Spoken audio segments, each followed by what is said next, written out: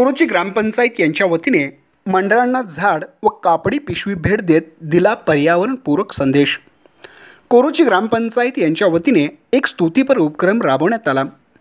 तर गावात सर्वत्र या उपक्रमाची चर्चा होत असून त्याचबरोबर कौतुक होत आहे। ग्रामपंचायत यांच्या वतीने प्रत्येक मंडळांना भेट देत एक झाड व एक कापडी पिशवी भेट देण्यात आली। यातून पर्यावरणपूरक संदेश देण्यात आला। झाडे लावा, झाडे जगवा, झाडे लावा, जीवन वाचवा, या धरतीचे स्वर्ग बनवा। झाडे ही माणसाची मित्र, उगारू नका त्यांच्यावर शस्त्र। वृक्षांचे करा संवर्धन, धरतीचे होईल नंदनवन, असा संदेश देत मंडळांना भेट देण्यात आली।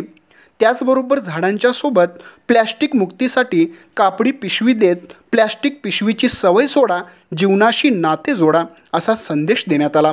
यावेळी पर्यावरणासाठी अत्यंत घातक ठरत असल्याने प्लॅस्टिक पिशवी मुक्तीसाठी ग्रामपंचायतीची धडपड दिसून आली। तर मंडळांना देण्यात आलेले वृक्ष, झाड यांचे ते लावल्यानंतर त्याच्याबरोबर एक सेल्फी फोटो काढून व पुढच्या वर्षीपर्यंत झाड त्या वृक्षाचे संगोपन कोण चांगल्या प्रकारे करेल या मंडळांना अवॉर्ड देण्यात येणार असल्याचे सांगितले।